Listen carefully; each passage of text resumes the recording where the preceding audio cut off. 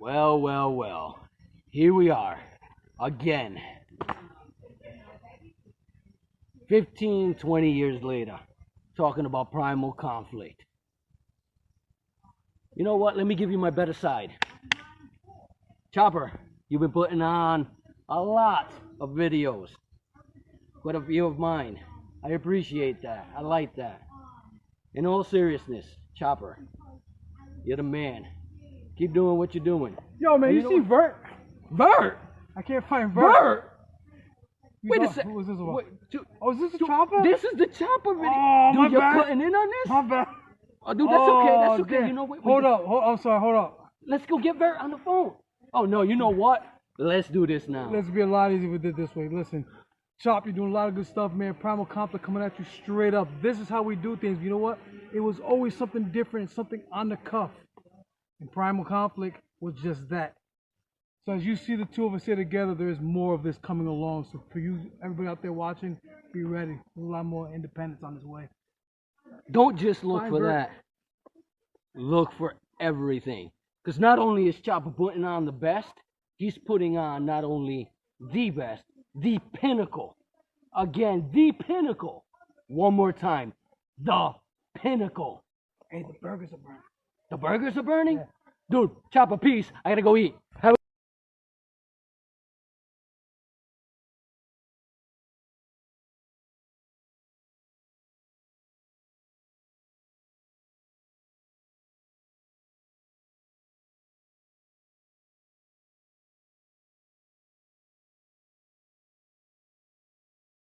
Brother. I can edit anything out. I'm gonna tell you what I tell everybody. Anything you say or want edited out, you just let me know. No problem, brother. I got no problem. Even if later you say something, you're like, "Hey, man, I said that." Thinking what you think about it later, and you're like, "Hey, I shouldn't have said that." I have no problem taking anything out. Sounds like a plan to me, brother. Thank you. I appreciate it. You know me. I'm not looking to bury anybody.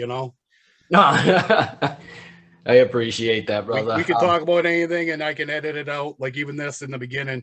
But we'll go talking right now, like bullshitting, and then 10 minutes we'll start the interview, and then I'll go, "Oh shit, I forgot to hit record." You know what I mean? So I just rather record and edit shit out later than forget. Yeah, no doubt. No, I don't blame you. I've been looking forward to this, man. I'll be honest with you. Since the first day you hit me up, I've been very excited about it. It's just that I've been real busy lately. Yeah, no, that's cool. I know you've been moving and shit. I've been enjoying this, just catching up with you guys, man. Not even the recording shit, just getting to talk to you guys again. Yeah, no doubt. I've actually talked to a couple of the guys that you've interacted with already. Because I've been able to talk to them, and they're like, "Oh, dude, go ahead and do it. Find the time to do it. So enjoy yourself when you do it." I'm like, "Yeah, dude, I'm really looking forward to it." Yeah, it's been good. Not only has it been getting us back together, some of you guys have been talking again, getting you guys back together. So it's been a good thing all around, I think. Yeah, no, I agree. That last video that video that me and Jose sent you, me and Jose hadn't talked in probably like about 4 or 5 months. Wow. And then when we closed on the house, we had everyone over, and he came up to me. He's like, "Hey, have you done anything for Chopper?" And I'm like, "Dude, I haven't had the time." He's like, "How about we take 5 minutes right now, and I'll edit it and send it to him ready to go." So I was like, "Let's do it." Yeah, that was awesome. It surprised me too. Interest back. It's kind of got you guys, back, interest back in you guys, people talking about you guys again. Stallion's been saying even the primal videos and that site's gone up like 10 times what it was. Once I opened that site, I wasn't planning on doing any of this, dude. I was cleaning my closet and ran across the old tapes, and I was talking to somebody and mentioned, and they're like, "Hey, can you send me my video?" I didn't know how to upload something on YouTube. I didn't know how to download anything. I didn't know anything. And I'm like, I don't know how to do that. I'll try to figure it out, send you, your match. And I did. I didn't know how to transfer from VHS to, I didn't know how to do none of that shit, I figured it out, and I sent the match, and then somebody else was like, "Hey, can you do mine? Can you do mine?" And then the interest just started, and I was like, "Well, I might as well start a YouTube channel." And the interest just kept, more and more and more. And I was like, and then Stallion started, everybody started emailing me. I was like, wow, I couldn't believe the interest in it. And then I was like, well, Ed got a hold of me, and he had primal tapes, and Ed's like, all his shit was in the basement. He had one box of primal tapes in it, and he brought them to me. He said, take these. You're the keeper of the tapes from now on. He goes, I'm done. All my shit's ruined except for this one box. Oh, And then I was like, I started this after, and I put up that, I made that first video I made. I was just playing around trying to figure out how to make videos, put stuff online, transfer stuff. I was like, wow, I was ready to throw out all my VHS shit. I mean, I got thousands, I got a whole spare room full of VHS stuff, not just local stuff. I mean, stuff from the 70s, 80s. Now, you know, I got like thousands. I probably got 10,000 fucking VHS tapes, never mind DVDs and everything else. holy shit. Who does VHS anymore? You know what I mean? I'm like, this shit's useless. Who would know there'd be interest in it? You know what I mean? I didn't think so. And not for nothing, and that's the thing. Like, I saw a lot of the stuff that you've been putting up. You've been putting up a lot of my matches, which I appreciate. You know, and I'm seeing some of the comments on it. And my thought, to be honest with you, was like Primal Conflict was so dead for so long that who would ask about this stuff? Right. And it's amazing to see the response, considering that, you know, we thought at the time that we were the first to be, you know, that type of wrestling, you know, in the shadows of VCW. You know, it was very interesting, especially how everything started out at first, just so small and so quiet. Yeah. And most of that I'm holding back, because once I started letting it out and I decided to do this project, I said, well, I'm going to hold all this stuff back. That's why a lot of your stuff hasn't come out, because I'm like, I'm holding this stuff back for this project because I don't want to let it all out. Then I have nothing to let out with the project, you know? But once I seen the interest, I couldn't believe it. So I said, you know what I'll do? I'll put out the TV, like a retro TV show. Each week I'll put out like a little more in order.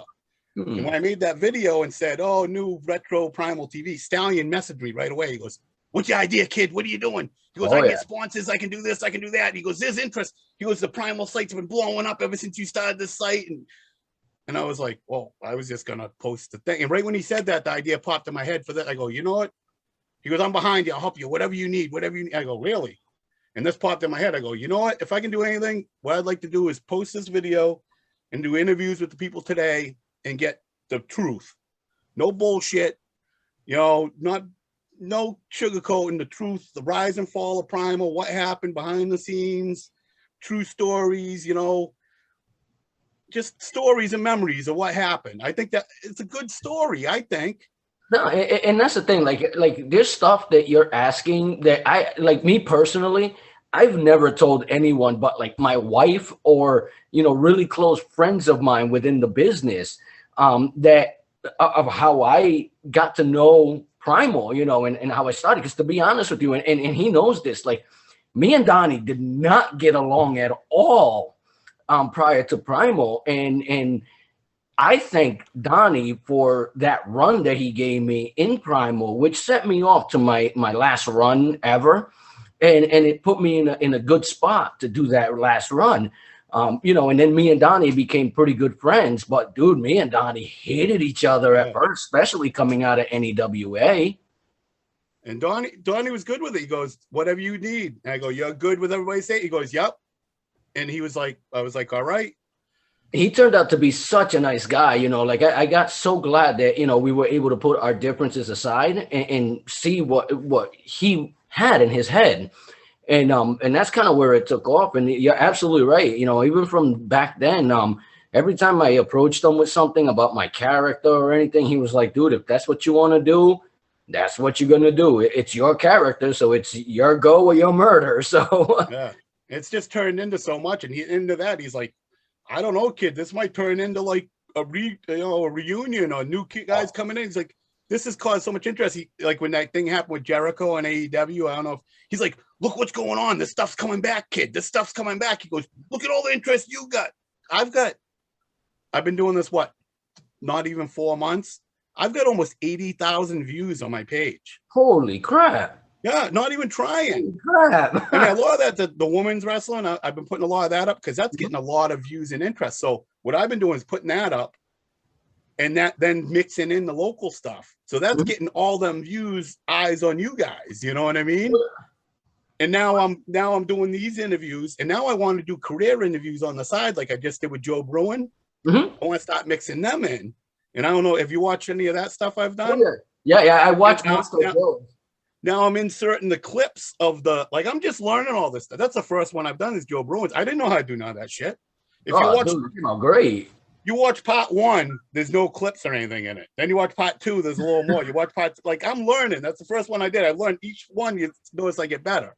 Hey, You know, that's where you start. So I mean, and the interest that's there is gonna blow this, the site up. It truly is. I'll be honest with you. I've been out of the wrestling business for a very long time, and from the stuff that you've put out, I've been contacted through Facebook about bookings and stuff like that, and I'm like, no. yeah, that's So what everybody's been telling me. I mean, I've had people messaging me, thank you. You know, I haven't wrestled in 20 years, but my kid's never seen one of my matches. I don't have none of my matches on and that's why I did it, because I'm like, I have all these shows that you don't have your matches. Yeah. You should have your matches. Your kid should have your match. I say I die tomorrow, my girl finds my matches and throws them away. Ah, look at this junk. Yeah. Who else has them matches? Especially Yeah. the chop cam stuff that I filmed. Who has that stuff? Right. I mean, nobody. You know what I mean? And I'm that's like, I need to at least put it somewhere where people can see it and have it if they want it. I guess how many people have passed? I guess shit of Anthony and shit of, people that passed away that nobody will ever see. I did NEWA stuff when George was running it. I got it like a year and a half worth of stuff when I was helping him with booking ideas and stuff, with promos and stuff, like full TV stuff. With the only thing it's missing is commentary, like a full year worth of TV that I'm going to end up putting up. And no one will ever get to see that unless, like you said, you put it up, because it's buried somewhere, and you're absolutely right. Like my matches, I'll be honest with you, I have a lot of my early stuff, really early stuff, back when like Steve Ricard used to do videos. I don't know if you remember back then. Yep. He wasn't even, a booker or dealing with Top Rope at the time. And like until you started putting stuff up, right, I would get sporadic stuff from PLW here and there, but that was it. A lot of the stuff that I got now is from you putting that stuff up. It's your footage. Yeah, and I used to always try to do it. I used to make the promo tapes for people and stuff, like give a best of Jose, a best of Vert and stuff, and give it to them. And they used to give that to like bookers and get booked from it and stuff. You know what I mean? I always used to do that shit. But I never thought there was interest in it. And the more I put stuff up, the more interest, like it kept snowballing and stuff. I'm like, wow, there's all this interest in it. My next step is I just started making shirts. I'm going to see, hey, anybody gonna want to buy any shirts? Because I just spent like $150 on an editing system to start doing stuff. I'm like, hey, maybe I can make back some money that I just put into this editing. I mean, I'm not looking to make a fortune or anything, but maybe I can just, if I can make some money, then I can put more money into what I'm doing. You know what I mean? Right. It's only going to be costing me money, because so far I'm putting a lot of time into this. I'm spending like a lot of time I'm putting into this, which I don't mind, but. And I mean, it's out of your pocket right now, as to what you're doing. Until it grows, it's an expense to you. So I mean, any little bit would help. Yeah. Like I just went out and got this gaming laptop to do all the editing. Bought a gaming program, editing program, buying SD cards, and I mean, it costs money, and never mind the time. I'm putting a lot of hours in it, which I don't mind, but okay, I gotta start making a little money here to at least cover itself. You know what I mean? Oh yeah, absolutely. It can't be all on you. Right. But I like it because everybody's appreciative and everybody's liking it, So, I'm loving it. I'll be honest with you, I'm loving it. Every time I see something posted up from you, I take a quick, look at it. Even at work, in between, I'll watch, 2, 3, 4 minutes of it and then star it so that way I can actually go through it again. So I mean, like, I truly appreciate what you're doing, because a lot of that stuff is just bringing back memories that, to be honest with you, I say to myself right now, I don't even remember that. Like, there's some parts of my career that is such a blur that until I see footage of it, it's out of my mind. Yeah, that's what I'm getting from everybody. I'm getting so much appreciation.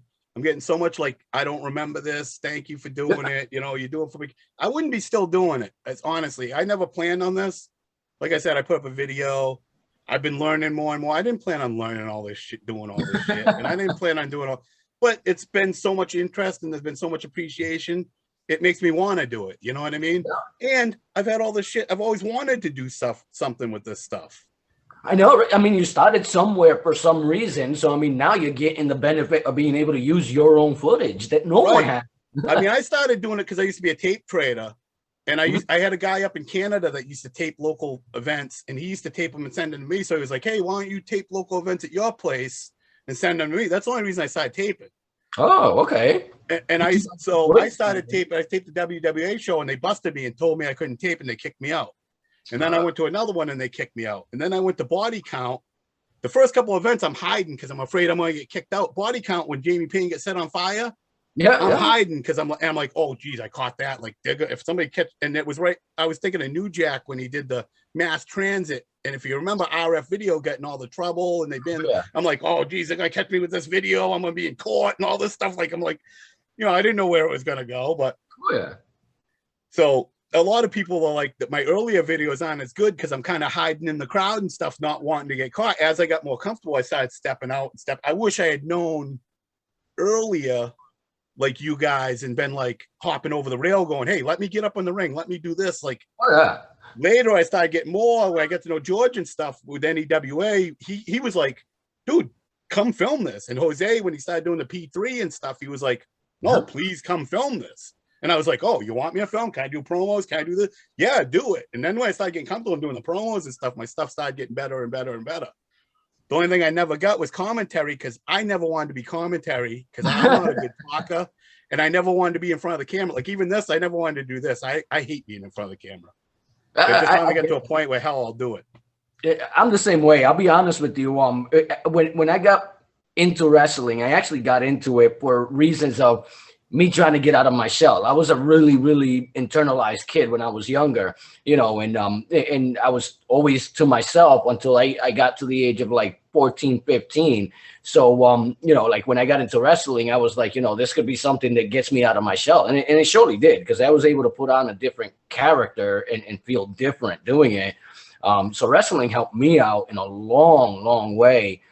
Getting out and becoming who I am today, even outside of wrestling. Because the cool thing about wrestling is that the gimmick that I finally ended up with was a spoof gimmick. Like that Kevin Karisma gimmick was such a spoof gimmick that I ended up loving, that I kept it. It was never supposed to be anything for me. It gave me the ability to put some dynamic to it, and use it as a springboard to get negativity thrown my way and being able to actually bounce off of it. So it turned out to be a pretty cool gimmick. And when Donnie said to me, that's the gimmick I want when you come over, and we start this, I was like, all right, dude, you tell me what you want and we'll do it. Yeah. It's hard. And Primal just had that something special about it. I always felt like, you know what I mean? And, it's a good story. My outlook on it was, you could have something, and if you talk to 20 different people about the same thing, I don't care what it is. You could have an apple and show it to 20 different people and have 20 different people describe it to you. They're going to tell you 20 different things, especially if you ask them 20 years later, hey, remember that apple 20 years ago? Describe it to me. They're going to give you 20 different views. So that's how I'm looking at this. Like, okay, tell me about Set in Stone, your memories of it. You're going to give me your memories. He's going to give me, you're going to get 20 different things. And that's interesting to me. You know what I mean? That's kind of my outlook on this thing. And that's the thing, even in just the show perspective, everybody sees a particular show differently. And especially as a worker, because you're so tuned into your match and your storyline that you feel that the show revolves around you. When it really doesn't. Right. So your outlook to the whole show is completely different than everyone else. And then those guys that are the key players in the show that make the storyline of the show really know what's going on in the background, and see the whole aspect of it and how that gets the crowd involved and the difference that it can make to somebody. Because, I mean, we've had a lot of, fans that come up to us after shows that thank us for what we do, I remember in early days before Primal was around, running with that same crowd, being escorted out of buildings by police officers because the crowd was just like in the back parking lot waiting for us to come out. There was one time that I worked for NEWA down on Manton Ave. That after my match, I had to leave because me and my wife had actually had plans right after, and there was kids outside because my match was right before intermission, and they actually had to call the cops to get my car out of the parking lot so I can leave. Wow. And you know, that was one of those eye-opening things that just as a character, you can definitely make a difference to somebody, even for a very short time period. Well, that's like a lot of people are surprised that I want interviews with the fan, the ring announcer, the the referee, and a lot of people are like, why do you want to interview with me? Like the opening guy, like Crummy. I want interviews with him. I saw him. Angel, these guys, and they're like, why do you want to interview with me? I go, dude, you're the fly on the wall. You're the guy that's sitting in the room. Like somebody walks in, they're like, shh, Jose's here. Don't let him here. But Angel's sitting there. Nobody gives a shit that Angel's sitting there. You know what I mean? Like you're the guy that probably heard and seen everything. You know what I mean? Or Crummy. Like I was talking to Crummy. I'm like, you were probably there for everything, and nobody cares that you're sitting in the room. But Jose walks in. They're probably like, hey, don't let Jose hear what you're saying. And you're right, because to be honest with you, like King Kong Crummy, like, I love that guy. He like, even back in the day, I thought he was funny as shit. I always liked his gimmick. He was always a nice guy, but he was always in the locker room. So he got to do all those odd things, but he was put in front of everybody doing those odd things. So I bet he's got some stories that, no one even knew that he was sitting in the back corner of a locker room just watching it unfold. That's what he said. He was always there. And he's like, I always wanted to be there. He goes, I don't care if I was booked or not. I wanted to be there. I loved being there. You know what I mean? He just liked being there, whether he's booked or not. He was like, I would have been there as a fan, whether I was a wrestler or not. Well, see, that's what I thought he was when he first started. I just thought it was just this fan that was constantly in the locker room, And then I saw him do some stuff, with some of the guys at NEWA, with like George and stuff like that. I believe that's where he started. Yeah. And I was like, oh, now it kind of clicks. But he never was one of those guys that was like a front player, but he was always there. So like, he always got the lowdown on everything, which was kind of cool. I wish that I could have that perspective, that my career started in a perspective like that, opposed to the chaoticness of, back when I started, where it was PLW, NEWA, and Top Rope, back then Yankee Pro Wrestling. And that was it, So it was pretty cool to see him absorb that. And then when I saw the interview you did with him and some of the clips, I was like, he's got some stories. Yeah, it's a total different perspective than you'll have, or Jose will have, or Vert will have, or, like I was talking to Vert, and he's like, when I first started talking to him, he's like, dude, you're so cool. I wish we hung out back in the day. And how come we didn't talk more? And I'm like, I never really get to talk or hang with somebody. I was always filming. I was always, I'd get there early and stay late. I was always trying to get a promo or trying to get a shot or film, or I never really got to talk to him. It was like, hey, how you doing, man? And like, I was always friendly, but I never really got to like hang out for a half an hour with anybody. You know what I mean? If I did, I was like, hey, dude, hit a promo for me. Can you say New England Independence? Can you do that? Ed did.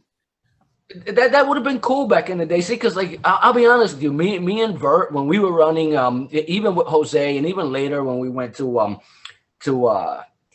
NWA New England with Kyle and Matt, when we were running his oh God, what was it?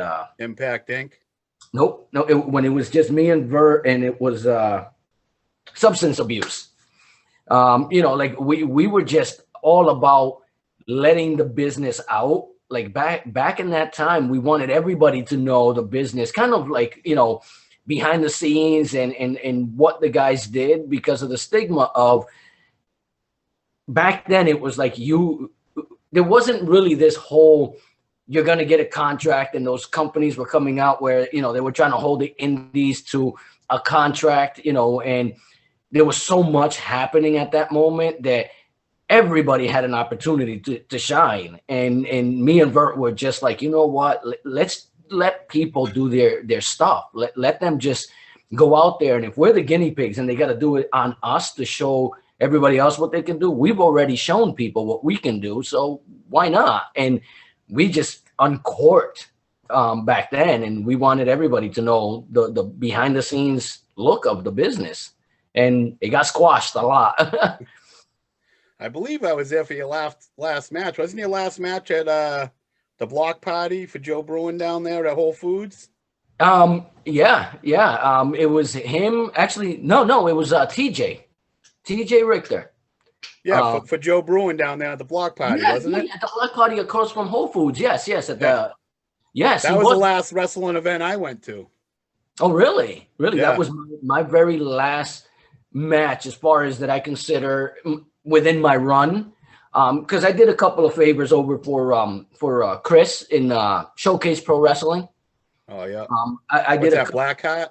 Blackheart. Yep, Chris Blackheart. So after I did that show for Joe Bruin, I was religiously going actually to a practice session up for Chris, and for like a good 2 to 3 years after I retired, I was going every single week up there on a Tuesday or a Thursday with the likes of Vertebraker, Pun, Triplicious, and stuff like that, just for like a good 2 to 3 years. So I did a couple of matches for him after I retired, just to get some of the guys, their breaks into the ring itself. But my last pro match was with TJ, and I'm so glad it was, because it's ironic, because me and TJ started at PLW, and my very first match as the mortician in PLW was against TJ when he used to run his cane. And we got married for years. And then to have my very last match, even though it wasn't planned, to be with TJ, dude, I love TJ. So I couldn't have asked for anything better. The only better thing I could have asked for is if it would have been a 3-way dance, and it would have been TJ, Vertebraker, and myself. That would have been my retirement match. Yeah. Yeah, that was the last thing I filmed. I went to the first Hall of Fame. Was that before or after that? No, that was the last 2 things I've been through wrestling related. I went to the first Hall of Fame where Gino and Ted DiBiase were there, and I went to that Whole Foods thing. That was the last 2 wrestling things I've been to. Everybody's like shocked. Like even now, like you said, people calling you out. People are trying to book me to go film stuff. They're like, I'll pay you. I'm like, no, I don't do it no more. I don't, Old footage, guys. Yeah. I'm like, this is the retro channel. This is for retro stuff. This is for old stuff. Yeah. No, I don't even know nobody. Everybody tries to keep going. Hey, they'd love it. Come down, come hang out. Everybody'd love to see you. I'm like, who would I know? I'd walk in a place. Nobody would know. They'd be lucky if one person. I mean, I'd know Punisher. Mm-hmm. I know Blackheart, but I don't really know him. I've never talked to him. Like I've been to shows with him. Mm-hmm. Who else would I really know? If Jose was there, but how many shows does he even go to anymore? Right. And that's the thing. A lot of the older guys, we've kind of stepped into other aspects of life. So, I mean, like a lot of us that can't get back in the ring, for health reasons, kind of just walked away from the business to some extent. I know Jose for a very long time did a lot and kind of still does. But he's got, his things going too. Right. Zach, the ref, keeps trying to get me to go to stuff. I'm like, you'd probably be the only one I know there, dude. And you were like 15 when I was going to shows. You know what I mean? Yeah. I just turned 50. What do I want to do? He still told me how he's old and shit. I'm like, dude, you're not old. I'm old now, you know? It's funny because I talked to him once in a Great Blue Movement, and he hit me up probably like about a month ago out of nowhere. And I had told him I had moved away. So he's like, oh, that kind of sucks that we didn't get to hang out before you moved. But same thing. He's like, oh, yeah, I'm getting old, so I'm not doing all that, hopping from bar to bar. But it'd be cool if I can get you down here and we'll go get a drink or two, And I'm like, dude, don't tell me you're old. I'm quite a bit older than you, Yeah. And he's like, if you're saying you're old, then makes me feel older. Right. Yeah, because I did an interview with him, actually. Oh, did you? I didn't catch one. Yeah, because he did security on a couple shows. Yeah. He was asked, I don't care. If you were at a Primal show, give me your memory of it.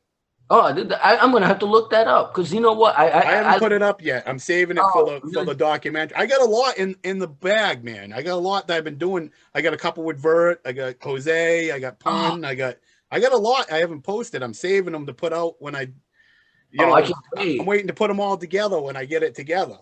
I can't wait. I can't wait to see some of the Vert stuff, see what's in his mind, because he's just he's been around the business a hell of a long time, especially even in his young age, when he was younger with his mom, So I would love to be a part of fall with him, especially knowing him as well as I do.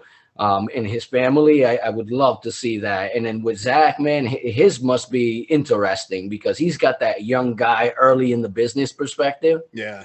And you know, he's definitely one of those that that keeps his mind sharp. He's a sharp kid. Well, like Vert's, the one I did with him is just prime. Like right now, I'm trying to do just the primals. Mhm. What I'm trying to do is hit people for the primal, and then I want to come back around and do like career interviews, like I did with Joe. Is the only one I did a career one with. Like you, if we'll do a primal, and then if you want to do it again, I'd like to do a career, like start from day one and work through your career, which would probably be a couple sittings, you know. Like this one's probably gonna end up a couple sittings because you gotta go at 2. Now we only got an hour. I don't even know if we'll get through this because this is what usually happens. I've talked to you 20 years of bullshit for an hour, and then we'll only do an hour of interview, and we'll only get halfway through it and go, oh, we only got the body count. You know, we'll have to do half another day. No, let's go for it. See how much we can get through. You know, when don't get me wrong, I probably have some minutes that I can play with at the end of the of it. You know, like I don't have to leave right at 2. I'm just planning out the rest of my day before work. So let's see how far we can get through, and anything you got, man, go ahead and shoot. I'm fine, man. I don't mind doing it in 2, 3, 4 settings, whatever. You know what I mean? I'm good as long as you got time. You know, we can do it in 2 weeks, 3 weeks, whatever. I'm not like, we got to do it right now. It's nothing like that. I like catching up and getting, I don't want to get you online and be like, question number 1, question number, I ain't like that. This is a relaxed thing. Let's hang out. I like it to be like, let's shoot shit and talk wrestling. You know, that's how I like to do it.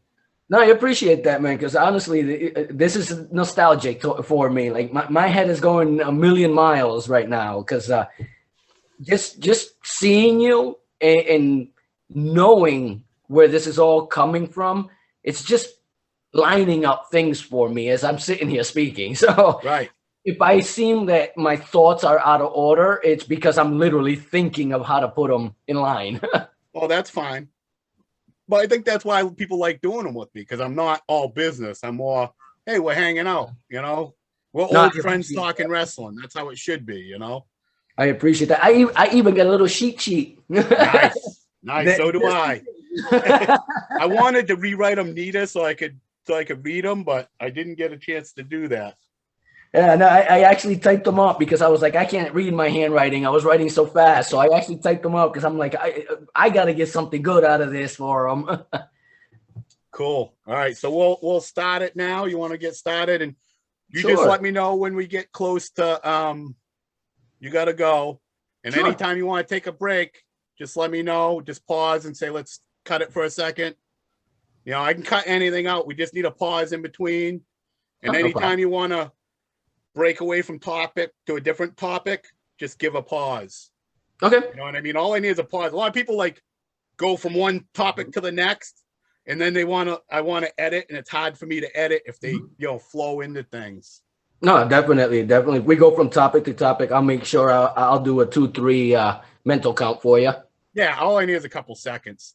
And Sure. just so you know, the way this films, see how right now you see 2 pitches? Mhm. That's not how it records. Okay. It records like you seen the Joe Bruin one. When you talk, you're full screen. When I talk, I'm full screen. It pops back and forth as to who's talking. Okay. All right. No, What I try to do, like right now, I'm just bullshitting with you. Once the interview starts, I try to shut up as much as I can and just let you go. Even if I want to hop in and say something like I just did, I try not to till you're done. I wait till you stop and pause for 2 seconds. Okay. Then I'll try to talk. You know what I'm saying? So I don't want to No cut doubt. you off with the camera. No doubt. And if I get a little long-winded, just give me a little nod and I'll start cutting it off. Yeah, no, I want to let you go. The more, the better. You know, any memory, anything. You know, I want to let you go. No, I appreciate that. I want to hear what I can hear. I'm not looking for exact. This is what we did. This is what we did. Don't got to be all business. I want to know. Hey, shit, we were hanging out, having a beer, doing this. Oh, I remember one time me and Balls did this. One time me and Jack did. Oh, me and Jose. You know, the stories. I got more of those. I got more of those than I do in ring. Right. Stories. So a lot of people try to keep it like with the match, with the. I'm not necessarily looking for that stuff's fine too, but I'm looking more for the feel of what you were doing, the memory of what you were doing, the memories, the good, the ups and downs of Primal, you know, that type of stuff. That's the cool thing about my experience with wrestling. Like, I didn't take wrestling as to I'm going to go out there and become the next big thing. To me, wrestling was just a big old party. Yeah. So, you know, like I can barely talk about my matches, but I can tell you about what happened in the show. Yeah. A lot of people are like, well, how was so-and-so? He was okay. How was that? That was okay. Oh, no. You got any memories of Balls? Yeah, he was cool. Like, Oh, no, I Balls. guess Like, I met Balls, and I know I got a memory of, like, he went on. Like, you have to have something to say about Balls. You have to have something to say about New Jack if you met him. You know what I mean? Oh, yeah, yeah. If you've met those guys, you definitely have a story. And if you don't, that means you didn't sit in the same room as them. You were just in the venue with them. John, you were on a show with John Cronus backstage with him for 4 hours, and you didn't. There's no. Even if you didn't talk to him, you don't have it didn't make you think something. You weren't like, wow, this dude's crazy, or this dude's funny as hell, or there wasn't something. It didn't bring something to your mind. I don't know. Right. Yeah, that can't be. Right. I just don't believe it. I don't know. You could say you forgot. I believe that, but Oh yeah, say, definitely. oh yeah, he was okay. He was okay. Like, I don't know. Like, I'll be honest with you. Like, I worked Minoru Fujita. I'll be honest with you, great guy. Can't remember the match. If you know, if I didn't see it recently, I couldn't tell you anything about him because I just forgot that show all completely.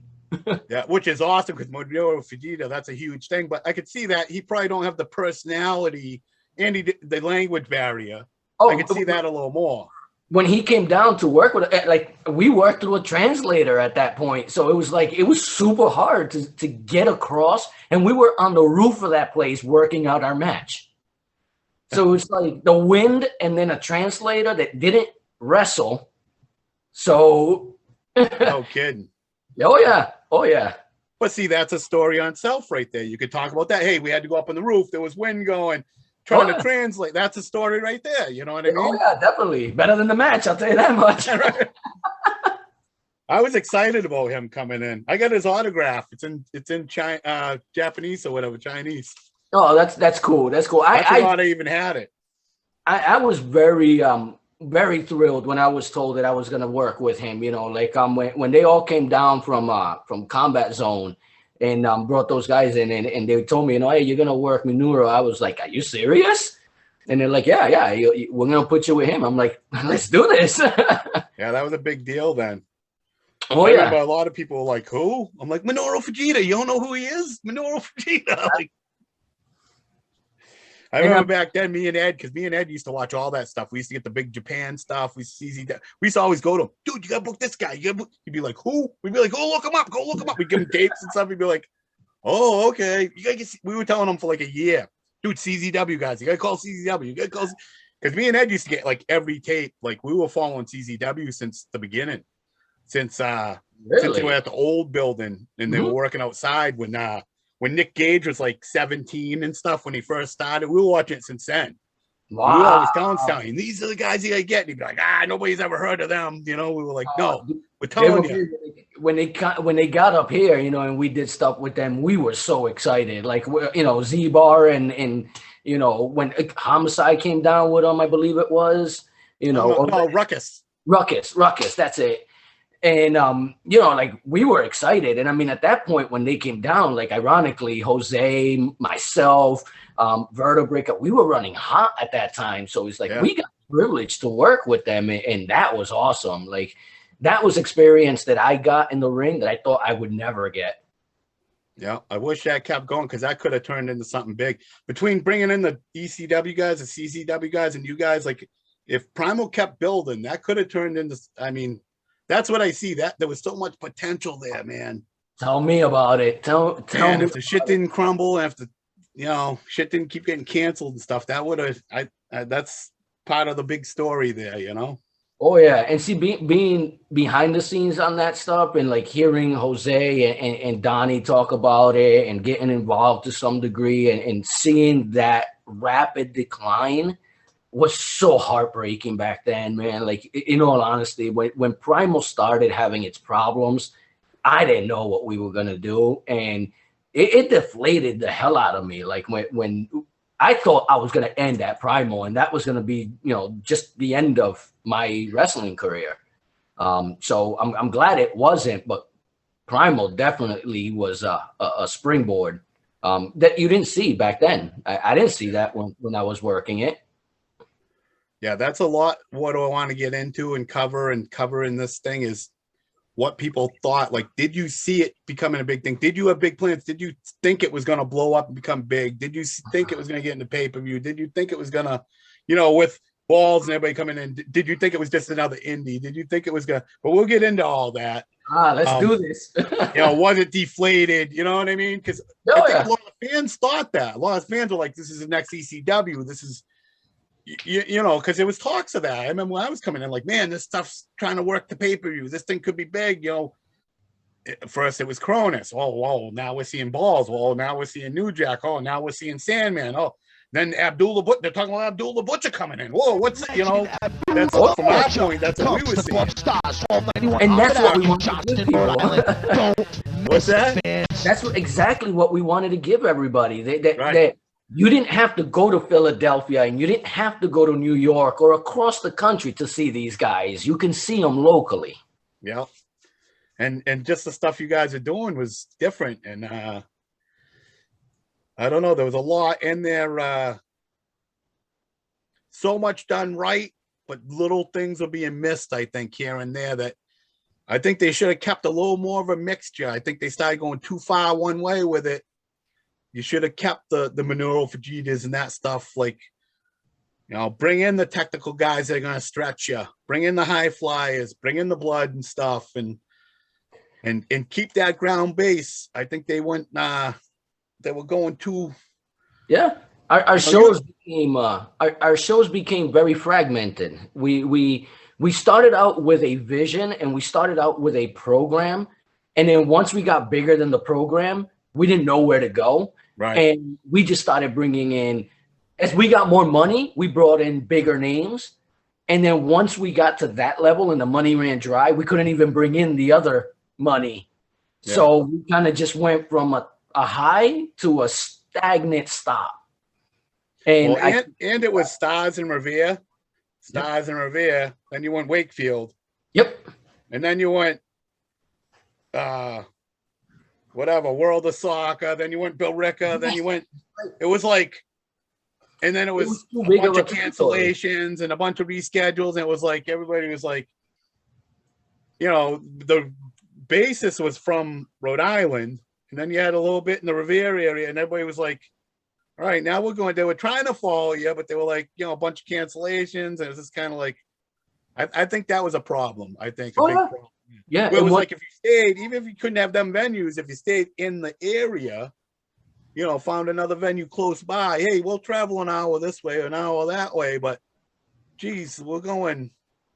And see, I think that was the mentality that we missed, is that there was a lot of times where we said we don't want to get pigeonholed to a certain area because it's such a big business that we didn't think about the fact that when we stepped outside of that area, the following we had wasn't going to be able to come with us full force. And that's why it was so good to see like the Mark Squad show up all the time, because they tried.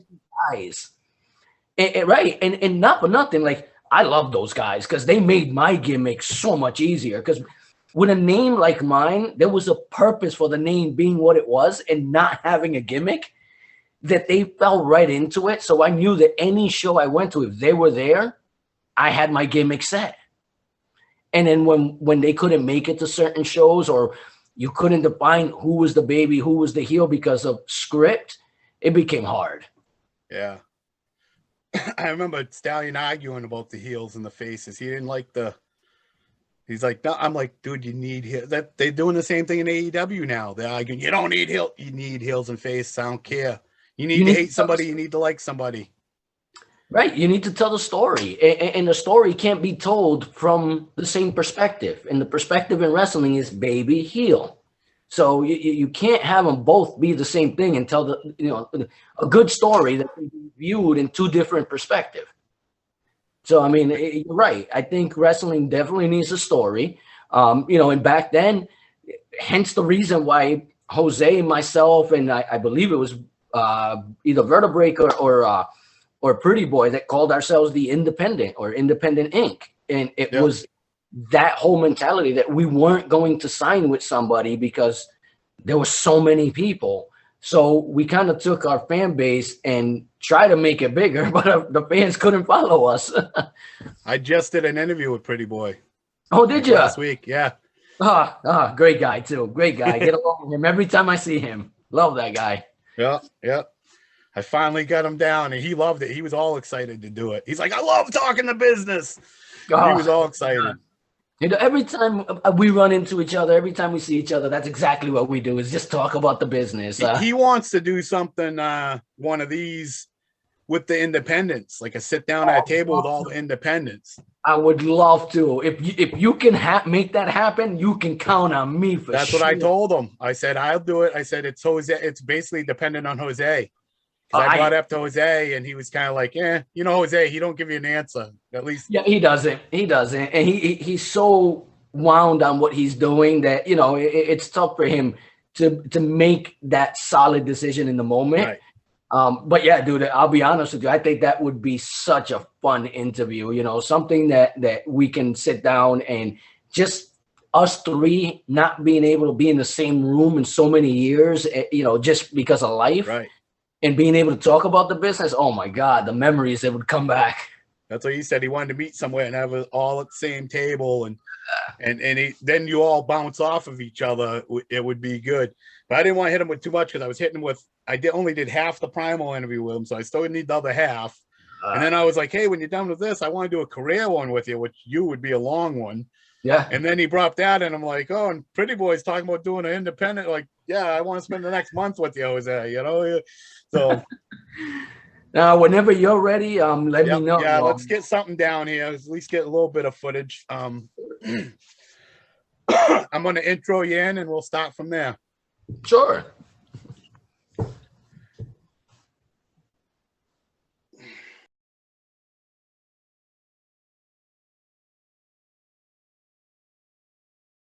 This is the Puerto Rican Punisher Baby telling you to check out Chop's videos on YouTube. He's got the best collection of classics in New England wrestling and professional wrestling in general. So go ahead, subscribe, give him a follow, give him a like, and hit the bell notification so that you get the latest videos when they drop. Y no te olvides que guste o no te guste, Chop Videos, esa es la que hay.